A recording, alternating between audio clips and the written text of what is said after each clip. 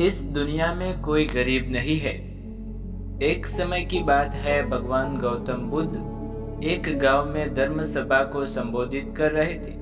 लोग अपनी विभिन्न परेशानियों को लेकर उनके पास जाते और उसका हल लेकर खुशी खुशी वहां से लौटते। उसी गांव के सड़क के किनारे एक गरीब व्यक्ति बैठा रहता तथा महात्मा बुद्ध के उपदेश शिविर में आने जाने वाले लोगों को बड़े ध्यान से देखता। उसे बड़ा आश्चर्य होता कि लोग अंदर तो बड़े दुखी चेहरे लेकर जाते हैं, लेकिन जब वापस आते हैं तो बड़े खुश और प्रसन्न दिखाई देते हैं। उस गरीब को लगा कि क्यों न वो भी अपनी समस्या को भगवान के समक्ष रखे। मन में यह विचार लिए वह भी महात्मा बुद्ध के पास पहुंचा।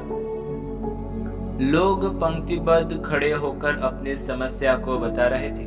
जब उसकी बारी आई तो उसने सबसे पहले महात्मा बुद्ध को प्रणाम किया और फिर कहा, भगवान, इस गांव में लगभग सभी लोग खुश और समृद्ध हैं, फिर मैं ही गरीब क्यों? इस पर उन्होंने मुस्कुराते हुए कहा, तुम गरीब और निर्धन इसलिए हो क्योंकि तुमने आज तक किसी को कुछ दिया ही नहीं। इस पर वह गरीब व्यक्ति बड़ा आश्चर्यचकित हुआ और बोला, भगवान, मेरे पास भला दूसरों को देने के लिए क्या होगा?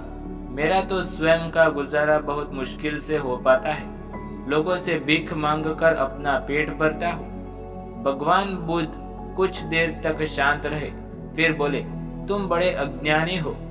औरों के साथ बांटने के लिए ईश्वर ने तुम्हें बहुत कुछ दिया है।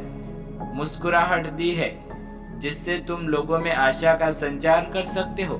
मुख दिया है ताकि लोगों से दो मीठे शब्द बोल सकते हो, उनकी प्रशंसा कर सकते हो। दो हाथ दिए हैं और लोगों की मदद कर सकते हो। ईश्वर ने जिसको ये तीन चीजें दी है वह कभी गरीब और निर्धन हो ही नहीं सकता। निर्धनता का विचार आदमी के मन में होता है, यह तो एक भ्रम है, इसे निकाल दो। कभी मन में निर्धनता का भाव उत्पन्न न हो दो, गरीबी अपने दूर हो जाएगी। भगवान बुद्ध का संदेश सुनकर उस आदमी का चेहरा चमक उठा। उसने इस उपदेश को अपने जीवन में उतारा, जिससे वह फिर कभी दुखी नहीं हुआ। वीडियो देखने के लिए दोस्तों आपका धन्यवाद।